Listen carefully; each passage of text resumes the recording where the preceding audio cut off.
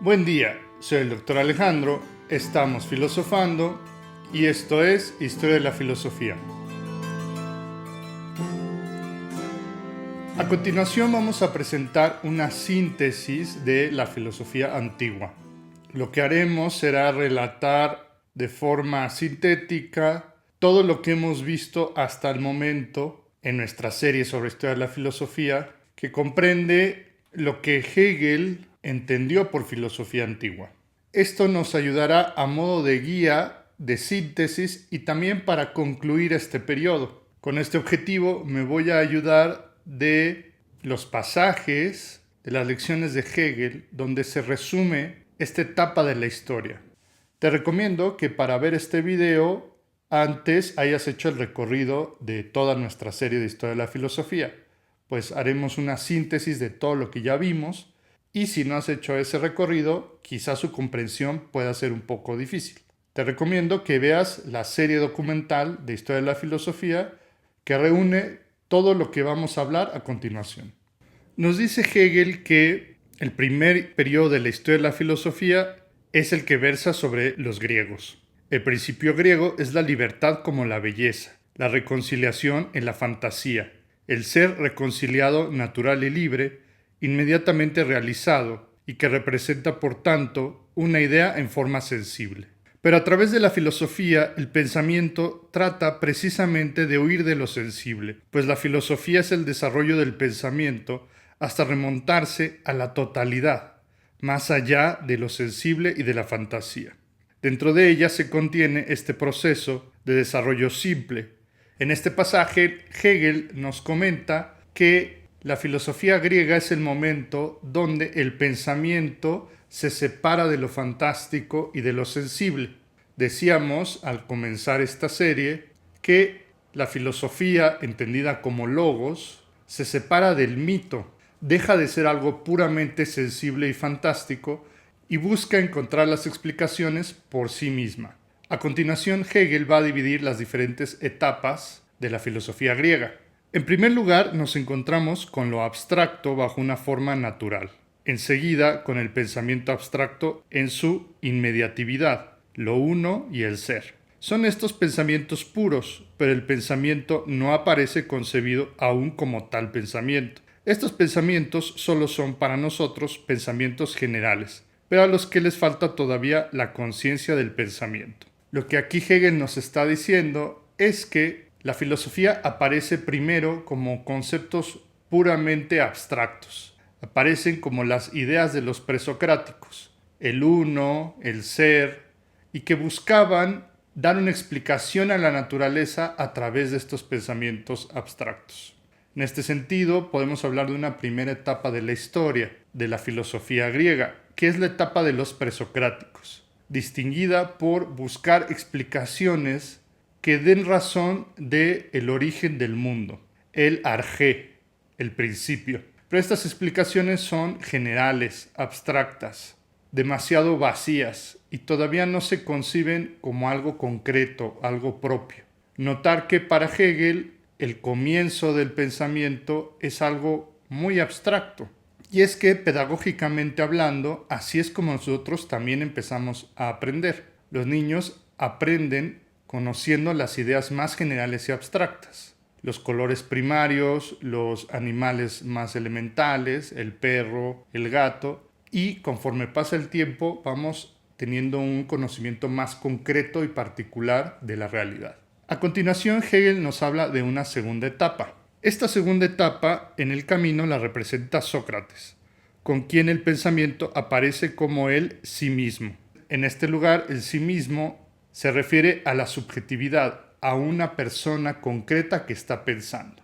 En el sí mismo, lo absoluto es el pensamiento mismo, podríamos decir el pensamiento de una sola persona. El contenido aquí no solo es un contenido determinado, por ejemplo, el ser, el átomo, como sucedía con los filósofos naturalistas, sino que es un pensamiento subjetivo, concreto y determinado de suyo.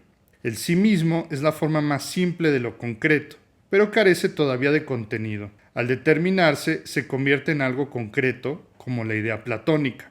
pero este contenido solo es concreto en sí, no se tiene aún conciencia de él como algo concreto. Aquí lo que nos está diciendo es que Sócrates va a comprender el pensamiento como algo subjetivo, ya es alguien el que piensa, en este caso Sócrates o cualquier persona que se interese en la filosofía. Sin embargo, todavía no se ha concretado ese pensamiento de una forma particular. Y quien lo va a ser su discípulo Platón. En Platón el pensamiento se va a concretar en la idea o en la forma, que por un lado es pensada por alguien, por un sujeto, y en este sentido está implicado lo que nos decía Sócrates sobre la subjetividad, pero ya tiene una forma determinada. Platón, partiendo de lo dado, toma el contenido más determinado de la intuición. Aristóteles afirma la idea suprema. El pensamiento del pensamiento ocupa en él la más alta cúspide, pero el contenido del universo se halla aún fuera de aquella idea. Recordemos que Aristóteles va a encontrar en la idea del primer motor o de la causa incausada que la idea se puede pensar a sí misma, se hace concreta a sí misma. Ya no se trata de una idea abstracta como era en el caso de Platón, sino que la idea misma se está otorgando su propia actividad, por decirlo de alguna manera.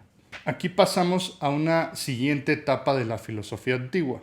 Utilizando los sistemas de Platón y Aristóteles, la filosofía helenística va a poner en marcha de una forma práctica eso que había enseñado Platón y Aristóteles. Estos pensadores helenistas pensaban que no era suficiente con decir que la idea se determinaba a sí misma, como pensaba Aristóteles, sino que nosotros debíamos ponerlo en práctica en nuestra vida cotidiana. Hegel le da el nombre de dogmatismo a las escuelas de los estoicos y de los epicúreos, mencionando que si bien quieren poner en práctica lo dicho por Platón y Aristóteles, arrancan de estos principios generales intelectuales sin demostrarlos, sino que simplemente los dan por supuesto.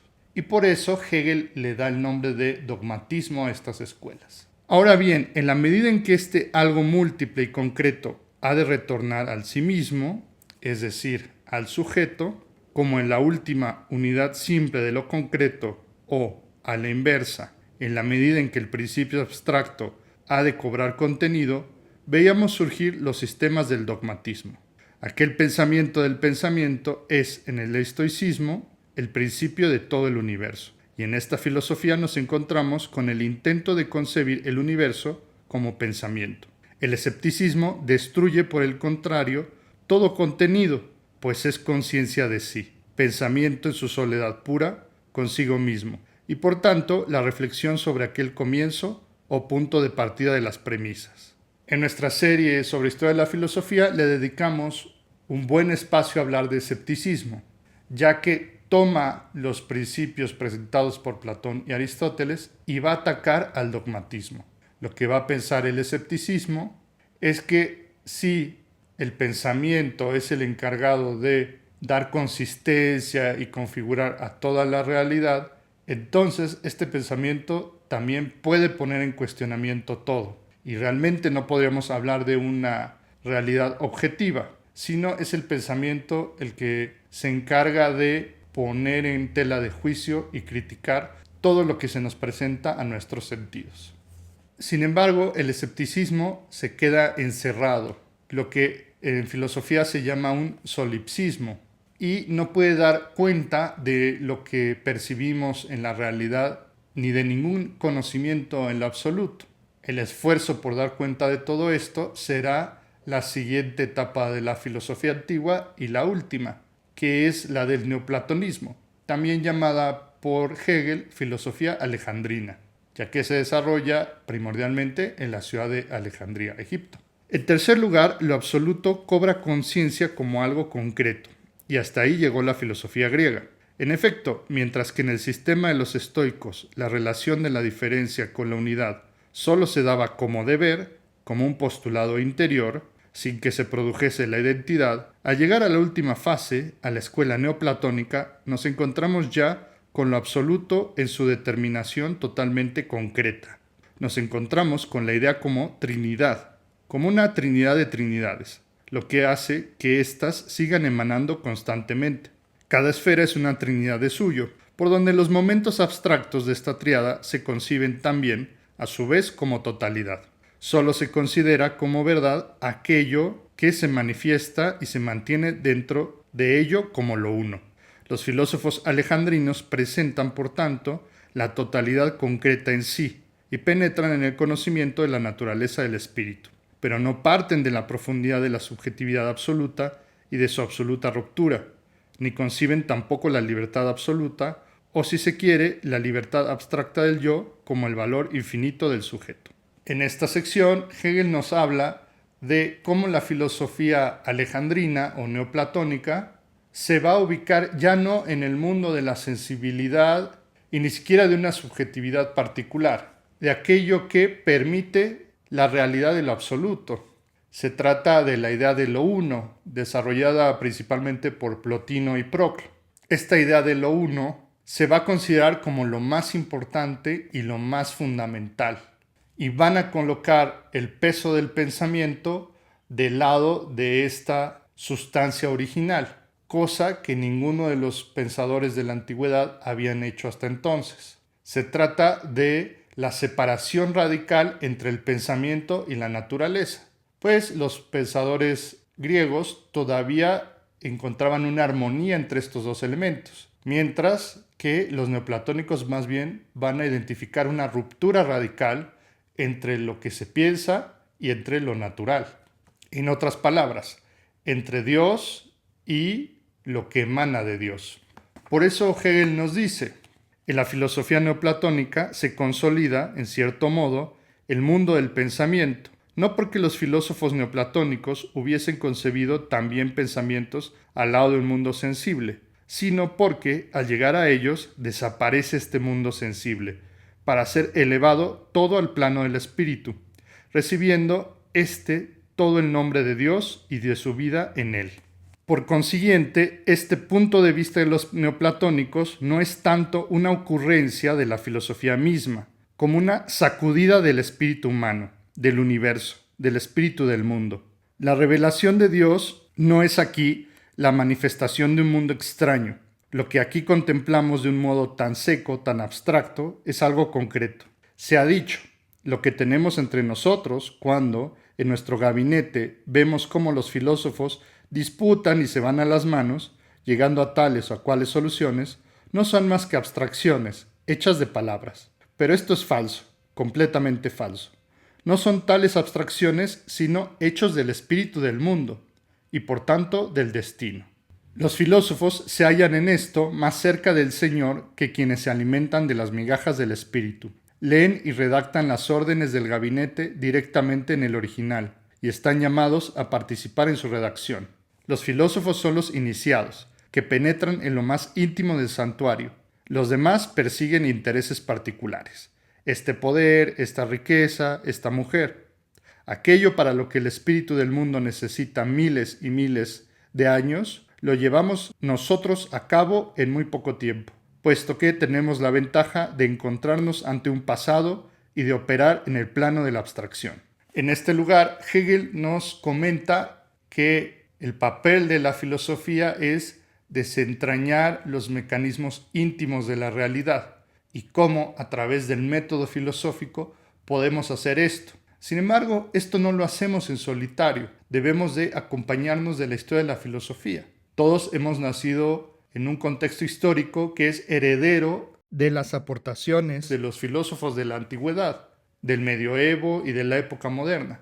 En fin, somos parte de una cadena que nos enlaza y que nos permite una comprensión más profunda del mundo gracias a que otros ya han elaborado a partir de esto. En este sentido, podemos observar las etapas de la filosofía como momentos que se van supeditando, que, hablando de forma hegeliana, van superándose unos a otros, pero que no van a olvidar lo que se dijo anteriormente, sino que eso se rescata y se presenta de una nueva manera. Así hemos visto la filosofía antigua, cómo ha ido procediendo en distintas manifestaciones. Primero, en la filosofía de los presocráticos, que era exclusivamente naturalista. Se preocupaba sobre la explicación del cosmos a través de un principio. Después hemos visto a la filosofía de Sócrates, que busca establecer un principio general en el pensamiento de un sujeto, del sí mismo, como lo llama Hegel. Este pensamiento se ubica de forma concreta en la idea de Platón y de una forma aún más concreta en la sustancia eterna o absoluta de Aristóteles, el pensamiento que se piensa a sí mismo. Pero esto debe llevarse a la realidad y es lo que hacen los filósofos helenistas, colocando el pensamiento en práctica. ¿De qué modo debo vivir? Los estoicos ubicándolo como un deber. Sin embargo, este deber puede estar vacío si no se explica de dónde proviene, como algo puramente formal. Y ahí es donde entra el escepticismo, que viene a criticarlo y que presenta el pensamiento de una forma tan subjetiva y radical que acaba por destruirlo todo. Hace falta una comprensión de lo concreto, que ya no se va a encontrar en el mundo natural, sino en un mundo sobrenatural, que es lo que presentan los filósofos neoplatónicos. Y ahí el pensamiento se puede desarrollar como algo completamente independiente y ajeno del mundo natural, donde ya el pensamiento no depende de la naturaleza, sino al contrario, la naturaleza es engendrada o emanada del pensamiento. Toda la filosofía de la antigüedad la podríamos describir como una filosofía de lo dado, de lo inmediato, en términos hegelianos del ser, de un ser que aparece y que simplemente busca comprenderse desde esa misma naturalidad e inmediatez. Pero hemos visto en este recorrido que no es suficiente esa inmediatez para explicar la realidad. La explicación de la realidad vendrá de algo exterior en esta siguiente etapa de la filosofía. Ese algo exterior es lo sobrenatural o la divinidad, que comienza en los filósofos neoplatónicos, pero que todavía no tiene un sujeto. El Dios de los neoplatónicos es impersonal. Y lo que veremos en nuestra siguiente temporada es que la filosofía de la época medieval va a comprender la divinidad con una cierta personalidad, con una subjetividad, lo cual es una comprensión que va a supeditar la etapa anterior y debe comprenderse como una nueva época de la filosofía, no como una filosofía del ser, como llamaría Hegel a la filosofía antigua, sino, hablando en términos hegelianos, como una filosofía de la esencia, una comprensión exterior del mundo, lo cual, como veremos, tendrá sus ventajas y sus desventajas. Estas son algunas de las recomendaciones bibliográficas que puedo hacerte para este tema. Para un panorama general de la historia de la filosofía griega, recomiendo el excelente trabajo de Guthrie, Historia de la filosofía griega. Las lecciones sobre la historia de la filosofía de Hegel, en la que nos estamos basando para realizar estos videos, y no confundir con las lecciones sobre la filosofía de la historia universal, donde podemos tener un contexto histórico pero dirigido hacia la filosofía. Te puedes apoyar de diccionarios de filosofía. El más conocido es el de Ferrater Mora. Y también, como obras de consulta, las historias de la filosofía de diversos autores: Abagnano, Copleston, Hirschberger, Reale, etc. Muchas gracias por ver este video y si te gustó dale like, comenta, comparte y suscríbete. Toca la campanita para recibir las notificaciones y visita mi página web si quieres conocer sobre mis cursos y apoyarme. Nos vemos en la siguiente ocasión. Hasta pronto.